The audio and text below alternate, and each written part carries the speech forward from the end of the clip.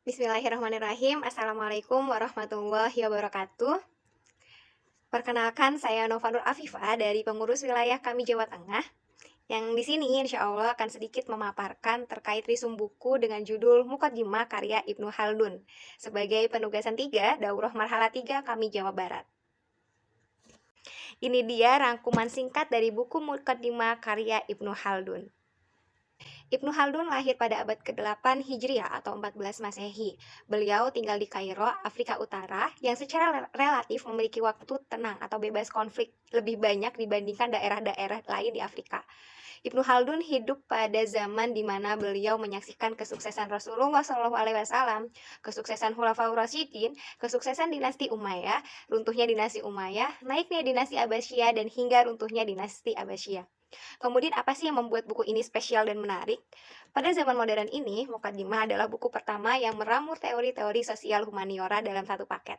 Buku ini menarik karena membahas bagaimana peradaban itu dibangun dan bagaimana peradaban bisa runtuh. Selain memahami sejarah dengan baik, sebagai orang yang memahami ilmu agama dengan relatif lengkap dari fundamental hingga turunannya, Ibnu Khaldun juga melakukan banyak perjalanan, sehingga ia cakap dalam berkomunikasi dan mengerti peradaban manusia secara umum. Bagaimana perbedaan antara peradaban maju dan primitif, konteks kepemimpinan, bagaimana pemerintah dibangun, masyarakat perjotaan dan pengaruhnya terhadap peradaban. Bagaimana ilmu bisa diterapkan dalam kehidupan manusia dan memberikan kebermanfaatan, serta hadirnya peradaban dan berbagai profesi agar orang-orang dapat menjalankan peran peradabannya dengan baik. Pertama, pelajari sejarah dari sudut pandang Islam abad ke-14. Sejarah merupakan kajian yang sangat luas. Sejarah tentang dunia barat pun totalnya hanya separuh dari total sejarah yang ada. Ibnu Khaldun merupakan salah satu cendekiawan dan sejarawan Islam terkemuka pada abad pertengahan. Dan pendapat-pendapatannya ini berada di garis intelektual terdepan pada zamannya. Dalam buku ini, kita akan mengetahui tentang kenapa hidup mapan membuat kita malas, kenapa peradaban yang kuat tidak pernah didirikan di kutub utara, kenapa keberhasilan sebuah komunitas bergantung pada rasa kebersamaannya ketimbang kekuatannya. Kedua, hubungan sosial membedakan manusia dengan hewan dan membuat manusia memiliki peradaban. Pernah gak sih terlintas dalam pikiran, kok bisa ya manusia, spesies lemah ini yang tidak memiliki pertahanan diri macam Homo sapiens, mendominasi dunia? Padahal banyak hewan buas lain yang lebih garang, misalnya singa. Singa dengan cakarnya atau buaya dengan taring dan rahangnya. Dan hewan-hewan buas ini bisa dengan mudah melahap manusia. Jawabannya adalah karena kekuatan manusia ada pada kemampuan berpikir, bukan bertarung. Itulah mengapa manusia dapat bekerja sama dan berhubungan secara sosial. Karena manusia secara fisik jauh lebih tidak berdaya dibandingkan kebanyakan hewan. Dari perilaku tolong-menolong dan hubungan sosial, kita bisa memenuhi berbagai kebutuhan untuk tetap hidup serta melindungi diri dari predator yang mengancam nyawa kita. Contohnya, kekuatan manusia tidak ada apa-apanya jika dibandingkan singa. Katakanlah kita lagi sial dan harus bertarung melawan hewan yang ganas itu. Sudah pasti kita akan kalah dong. Tapi kita bisa menang melawan singa itu apabila kita menghadapinya tidak sendirian, tapi bekerja sama dengan orang lain. Karena dengan bekerja sama, keamanan kita akan lebih terjamin dan peluang untuk bertahan hidup pun jauh lebih mudah. Ibnu Khaldun berpendapat kalau Allah telah mengkaruniai kita sesuatu yang lebih besar daripada cakar dan taring, yaitu akal pikiran kita.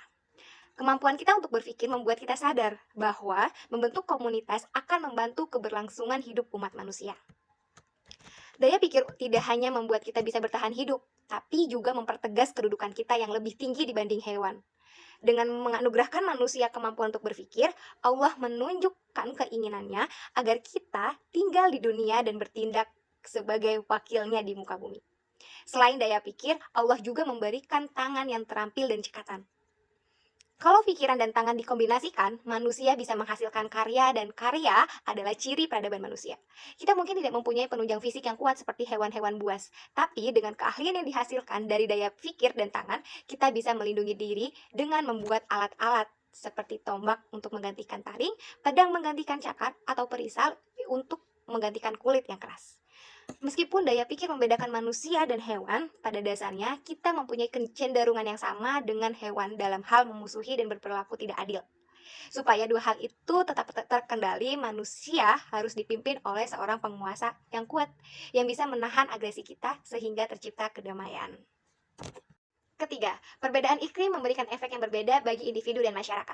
Manusia sudah menyebar dan menempati hampir seluruh penjuru dunia, mulai dari suku Inka di Peru sampai bangsa Viking di Norwegia.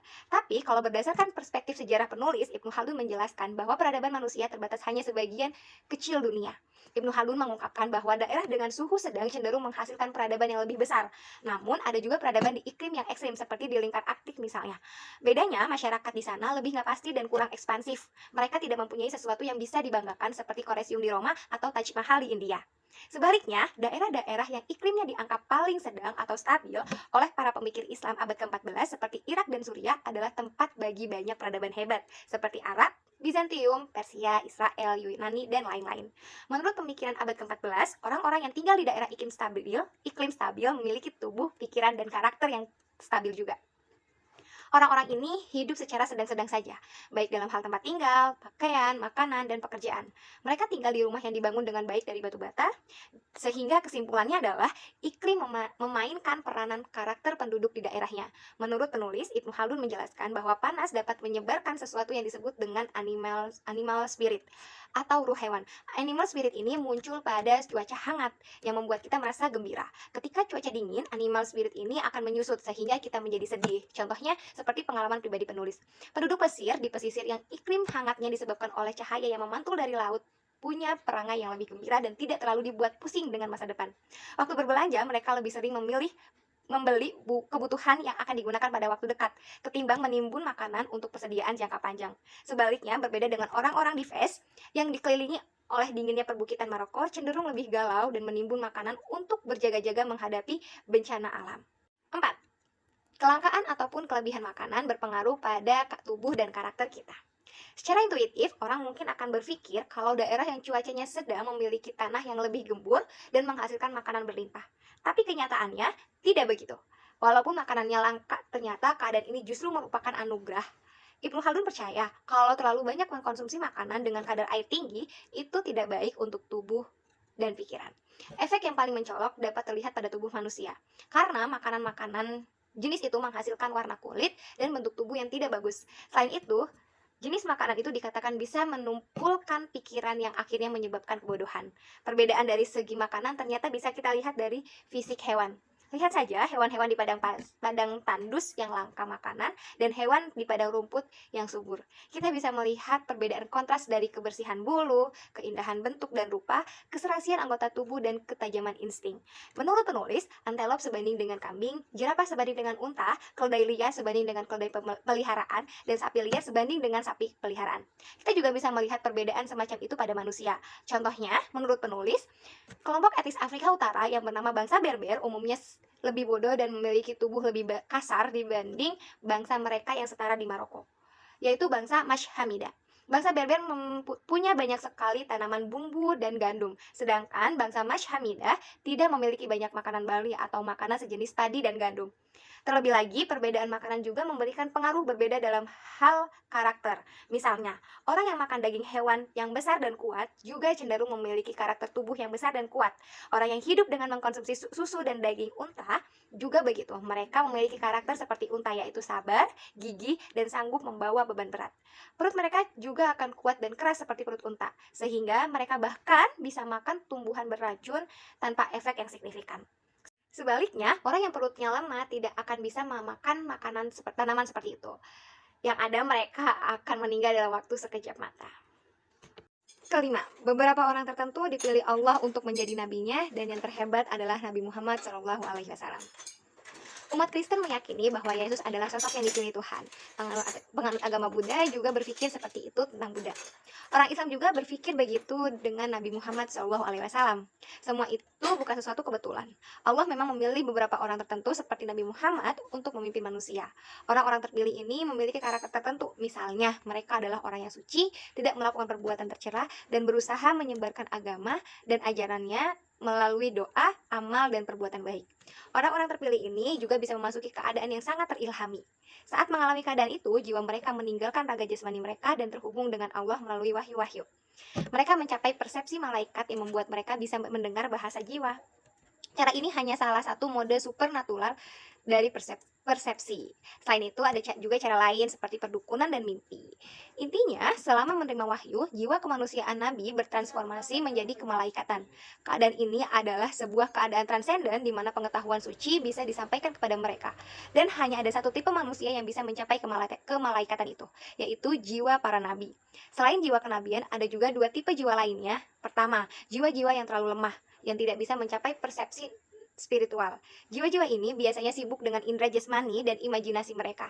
Kedua, jiwa-jiwa yang jangkauan pemahamannya lebih luas melampaui kebutuhan indrawi. Mereka mampu menembus batin tapi tidak benar-benar mencapai kemalaikatan.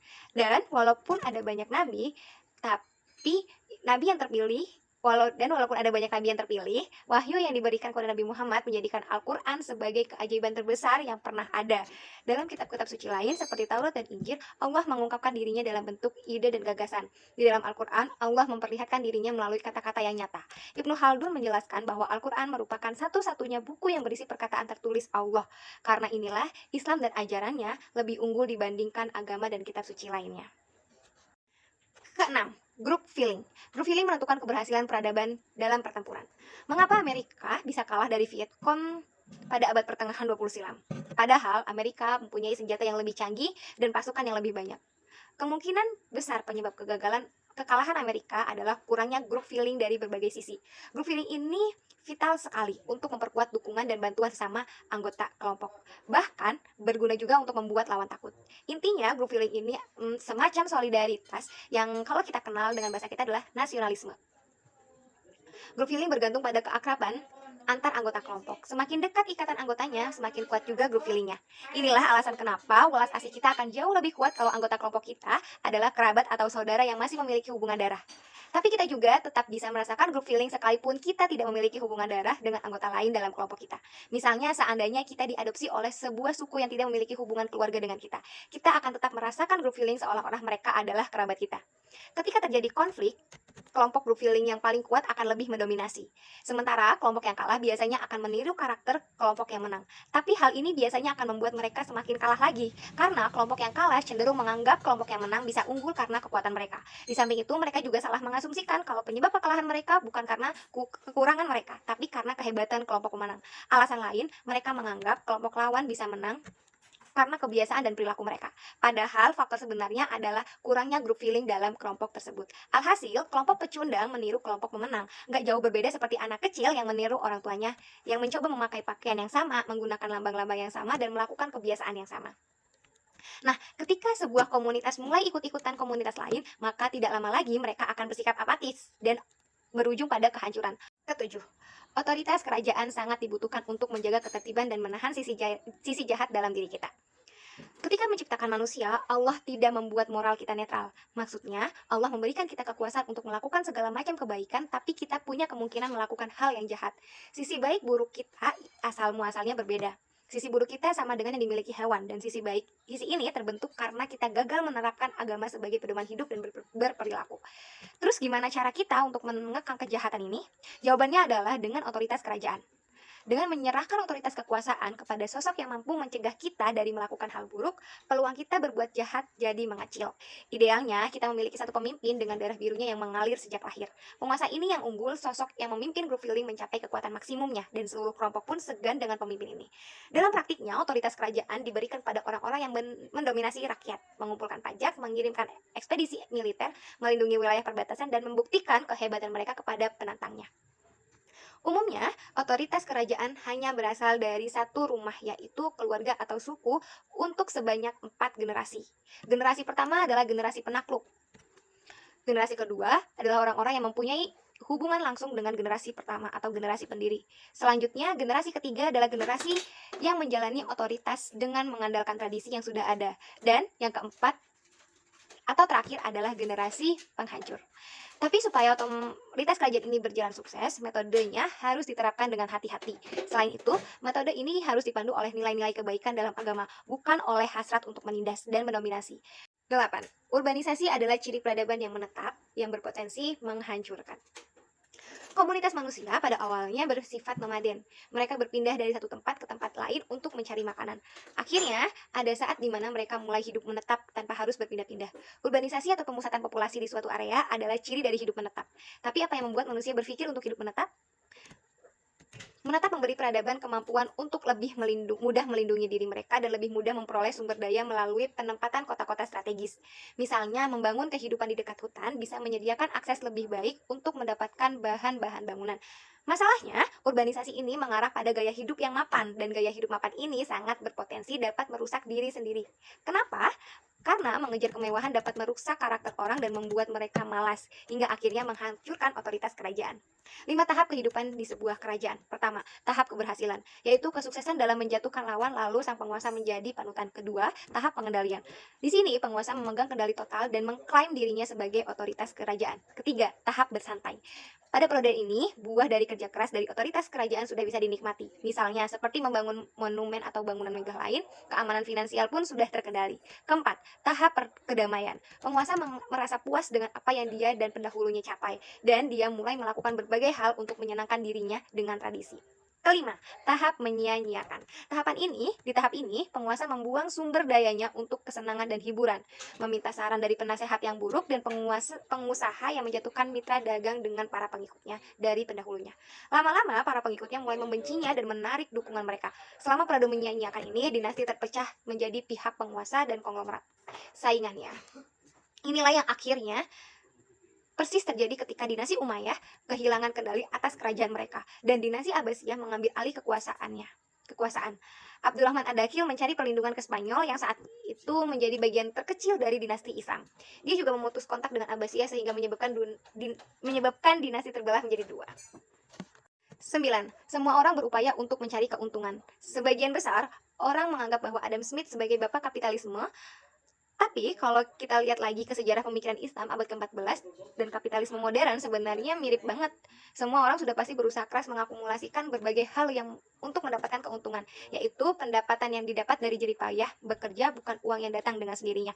Dan ketika orang menggabungkan beberapa usaha mereka akan mendapatkan keuntungan yang lebih besar lagi. Kalau jumlah keuntungan ini sesuai dengan jumlah kebutuhan dan keperluan, berarti keuntungan ini disebut sebagai mata pencaharian. Kalau keuntungannya ternyata melebihi kebutuhan, orang tersebut bisa dikatakan sudah menghasilkan modal. Keuntungan bisa diperoleh dengan cara-cara alami dan wajar. Misalnya, mengambil keuntungan dari orang lewat pajak, memproduksi barang atau produk pertanian dan memperjualbelikan di pasar. Jual beli barang terbukti sangat menguntungkan dan membuat para pedagang tergoda untuk melakukan perjalanan jauh. Misalnya, kalau seorang pedagang berdagang melintasi gurun dari Maroko ke Sudan, mereka bisa membawa barang yang gak cuma langka di daerah tersebut, tapi juga mendapat premi karena bahaya yang mereka dapati selama perjalanan. Alhasil, pedagang tersebut mendapat keuntungan yang lebih tinggi.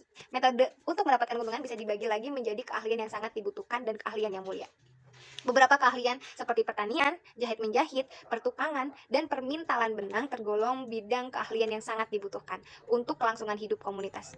Keahlian lainnya seperti kedokteran dan kesenian tergolong bidang yang mulia karena tujuan yang ingin dicapainya. Selain itu juga ada menulis tergolong keahlian yang penting dan mulia karena menulis adalah kualitas istimewa yang membedakan manusia dan hewan. Di samping itu, menulis juga membantu mengutarakan apa yang sebelumnya hanya ada di dalam pikiran. Menulis juga bidang keahlian yang paling bermanfaat karena selalu berguna dalam hal teoritis dan saintifik yang bisa meningkatkan keterampilan berpikir kritis pembacanya. Tapi nggak semua cara mencari keuntungan dikatakan alami. Ada juga cara yang tidak alami. Misalnya ketika menawarkan jasa menjadi budak atau hal yang nggak wajar seperti berburu harta karun. 10. Manusia lebih unggul dibanding makhluk hidup lain karena kemampuan mereka untuk berpikir dan mengakumulasi pengetahuan. Manusia memiliki banyak kualitas yang sama dengan hewan. Bedanya kita mempunyai beberapa kualitas yang lebih unggul. Perbedaan yang paling mendasar adalah kemampuan manusia untuk berpikir. Perilaku manusia sangat teratur dan terorganisasi karena tindakan kita merupakan hasil dari pikiran kita. Melalui pikiran kita bisa mengetahui keteraturan yang sudah ada, baik secara alami maupun yang disusun secara sengaja. Misalnya, katakan saja kita mau mencari cara untuk membuat atap melindungi diri dari panas dan hujan. Pertama-tama, kita akan membayangkan atapnya akan seperti apa, lalu akan mempertimbangkan harus ada dinding yang menyangga atap tersebut. Gak sampai di situ, dinding juga harus memiliki fondasi agar bisa dibangun. Nah, ketika sudah mempunyai daftar yang tersusun terkait saat baru lahir, kita tidak langsung punya pengetahuan. Justru sebaliknya, saat dilahirkan kita nggak tahu apa-apa. Kita nggak lebih dari hasil proses yang terbentuk dari tetesan sperma, segumpal darah, dan sebongkah daging. Kalau mau punya pengetahuan, kita harus belajar, dan belajar membutuhkan daya pikir. Pengetahuan terbagi menjadi dua jenis. Yang pertama adalah pengetahuan yang diperoleh seperti interpretasi Al-Quran, teori tentang perkembangan anak, ilmu-ilmu saintifik, dan ilmu-ilmu lainnya. Yang kedua adalah pengetahuan dalam bentuk keadaan. Pengetahuan ini adalah jenis pengetahuan yang berada di luar intelektualitas. Pengetahuan ini mendeskripsikan keadaan kita. Contoh dari pengetahuan ini adalah cara kita memahami bahwa Allah adalah Esa. Kita hanyalah sebutir debu di kaliku peradaban menuju kemakmuran penuh dengan berbagai rintangan. Godaan untuk hidup menetap, kurangnya solidaritas, dan kecenderungan untuk berperilaku jahat adalah segelintir di antaranya.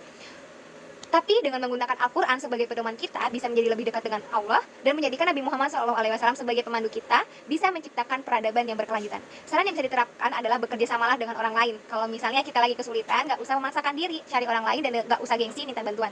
Manusia adalah makhluk sosial yang kelangsungan hidupnya di muka bumi ini tidak lepas dari perilaku kerjasama dan tolong-menolong. Tanpa hubungan sosial seperti itu, maka manusia tidak akan bisa berevolusi dan membangun banyak peradaban besar di dunia. Demikian lisung buku dari saya, kurang lebihnya mohon maaf. Wassalamualaikum warahmatullahi wabarakatuh.